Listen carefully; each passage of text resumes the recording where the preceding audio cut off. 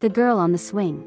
In a quiet, unassuming town, there was an old playground on the outskirts, surrounded by a dense forest. The playground had fallen into disrepair over the years, with rusty swings, a broken slide, and an overgrown merry-go-round. Despite its condition, the playground had an eerie charm that drew curious children and brave teenagers alike. One crisp autumn evening, three friends Mark, Sarah, and Emily decided to explore the playground after hearing local legends about it being haunted. As the sun dipped below the horizon, casting long shadows through the trees, the trio made their way to the abandoned site. "Are you sure this is a good idea?" Sarah asked, her voice trembling slightly. "Come on, Sarah. It's just an old playground," Mark replied, trying to sound confident despite the knot in his stomach. Emily, the most daring of the group, led the way. "Let's just see if there's any truth to the stories. It'll be fun." They arrived at the playground, the creaking of the swings echoing in the still evening air. The rusted chains groaned as they moved with the wind, and the sight of the neglected equipment sent shivers down their spines. As they walked around, Mark noticed something odd. One swing, in particular, seemed to be in better condition than the others. Its chains weren't as rusted, and the seat looked almost new. Curiosity got the better of him, and he approached the swing. "Guys, check this out," Mark called, motioning for Sarah and Emily to join him. They gathered around the swing, inspecting it closely. "That's strange," Emily remarked. "Why is this one in such good shape?" Suddenly, a cold breeze swept through the playground, and the swing began to move on its own. The friends exchanged nervous glances, unsure of what to do. "Maybe we should go," Sarah suggested, her voice barely a whisper. Before they could react, the swing stopped abruptly.